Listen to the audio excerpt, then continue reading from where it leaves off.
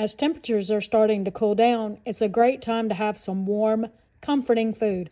Well, in this video, we are sharing 3 recipes, plus a little bonus recipe at the end, that will be perfect for this chilly weather.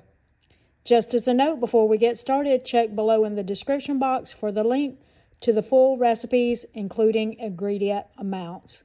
Let's get started. Tonight for dinner, we're having white chicken chili.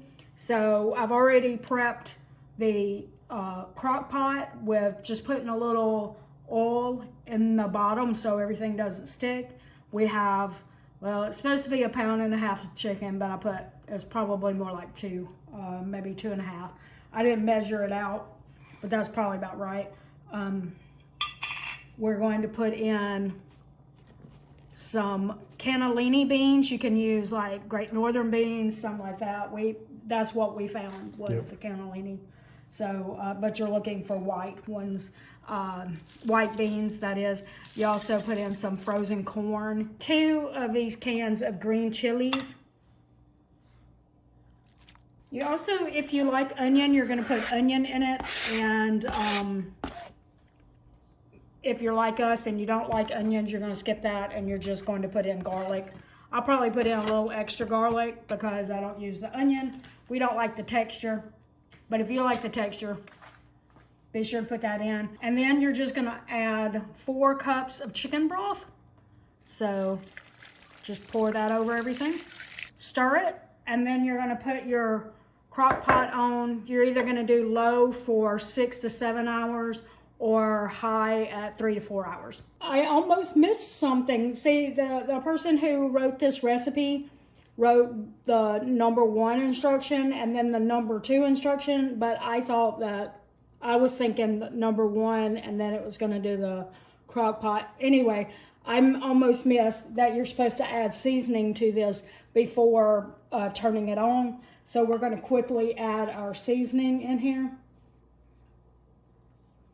We've got cumin,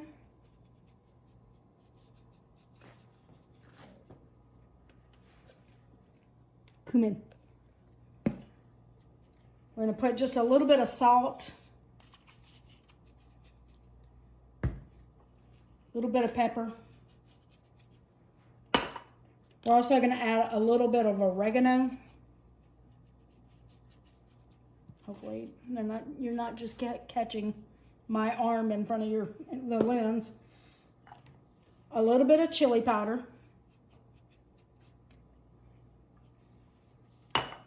And if you like a little heat, put in just a touch, not a lot, but just a touch of some cayenne pepper. All right, now stir that around and then set it for the 6 to 7 hours. All right, so this has gone 7 hours now. And so as you can see the chicken breast there in the liquid, it is time to take that out. And then we're going to just put it on the cutting board. That is a cutting board right there. Shred it up. And then we're going to return it back to the pot. All right, got all the chicken shredded up. Now we're going to add it back into the pot. All right, so we have that chicken all back in there. Now it's time to add some cream cheese. I did leave this setting out on the counter for a little while because I want to try to make sure this doesn't separate. I didn't want it to be like straight out of the refrigerator, that's what I'm saying. And so after we get the cream cheese in there, we're also going to add some, well, it's supposed to be sour cream, but I'm just using Greek yogurt. And you want to mix that in, stir it, make sure that you have it all blended and melted well. And as soon as that's done, your recipe is ready. All right, so it is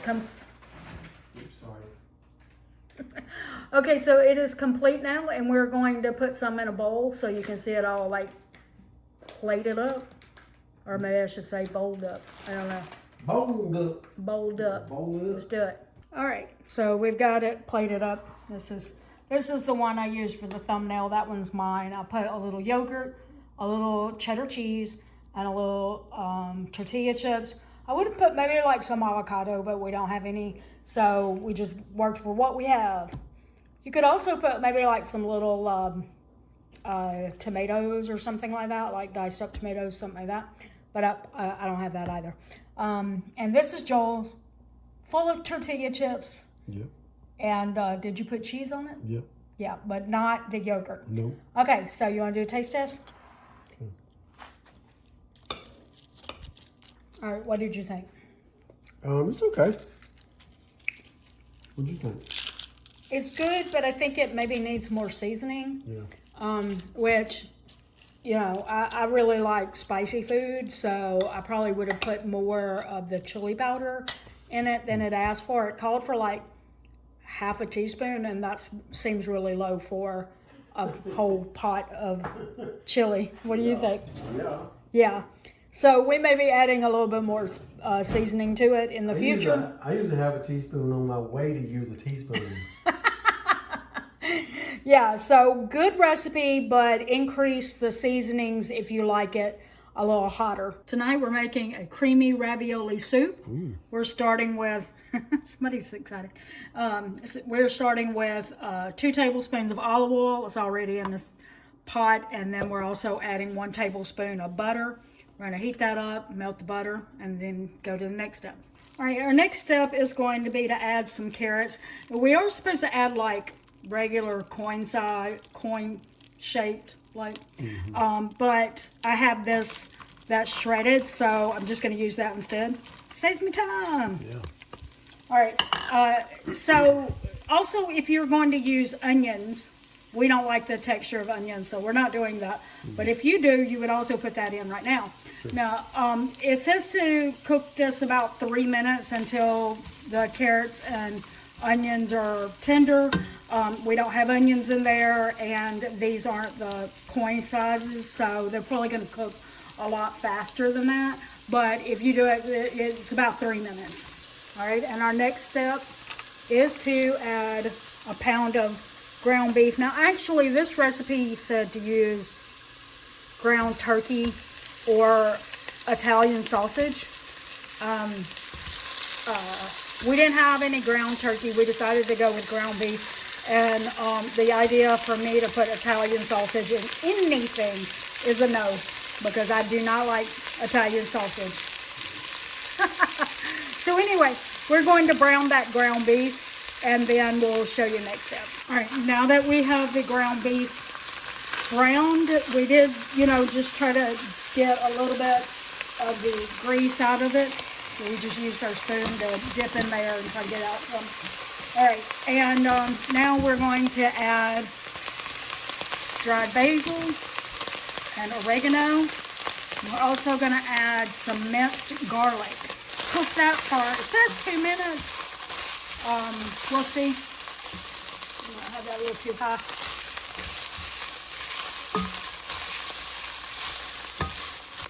Now we're going to add some crushed tomatoes and chicken broth. Stir that, and then we bring it up to a boil. The next step, we have the broth boiling. So now we're adding the raviolis in, and it says to let them go for about 6 minutes, but it says really keep a very close eye on them when they start floating to the top, which some of them are already doing, which is weird. But anyway, that's how you know when they're ready. Also, you want them to be tender. You just want to make sure you don't overcook them, because if you do, that might cause them to be mushy.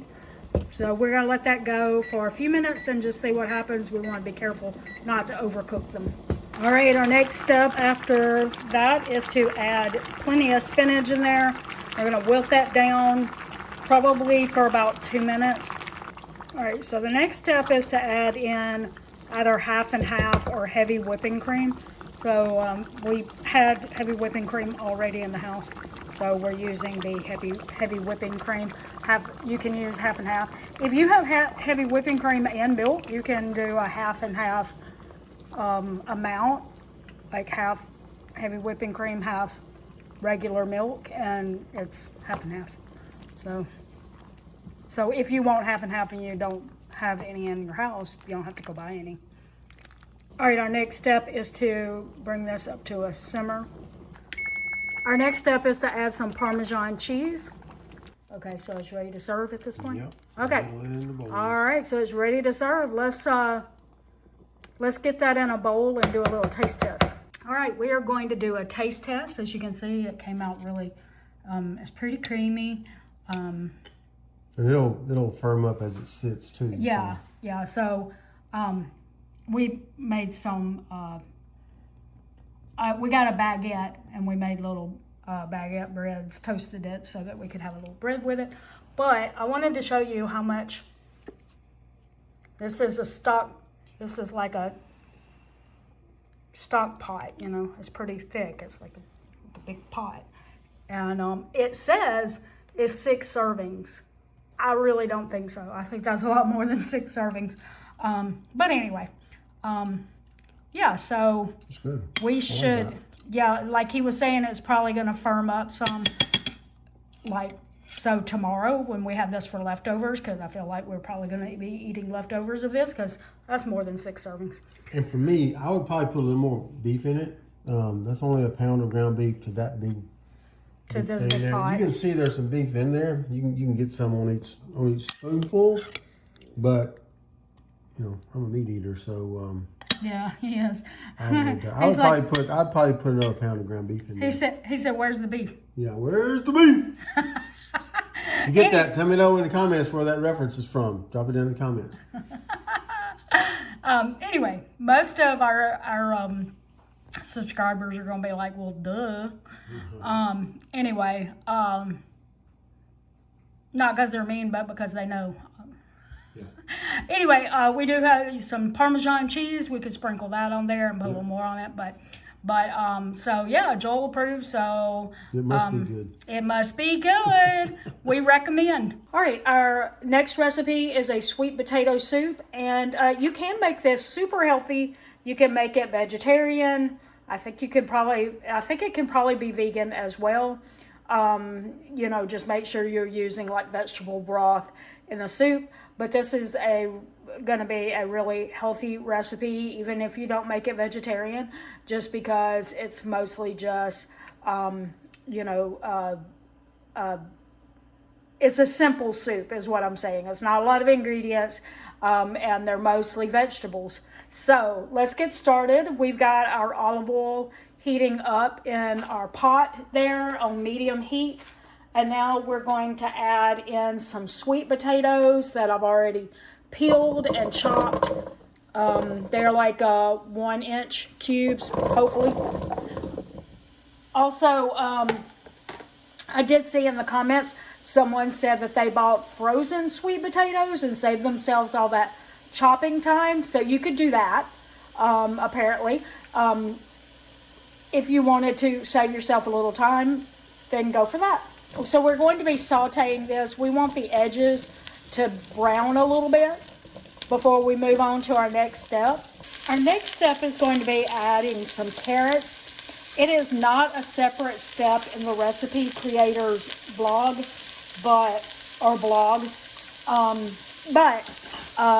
I didn't have it diced. She called for it to be diced. I don't have it diced in shreds because I bought it like that.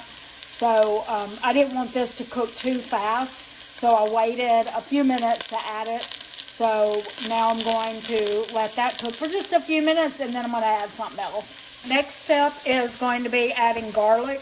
Also, if you want onions in your soup, this is where you would add that. I don't like the texture of an onion, so I'm not adding it here. But we're going to let that go for just a few seconds until it's translucent. Or, well, if you do the onions, you're going for translucent. If you're going with just garlic, you just want this, when it starts smelling, that's when you need to move on to the next thing. And now I'm going to add some chicken stock. Again, if you want to make this all vegetarian, make sure you do vegetable broth. You also want to add some salt, black pepper, paprika, so it's sweet potatoes, so you get to add some cinnamon in there, some turmeric.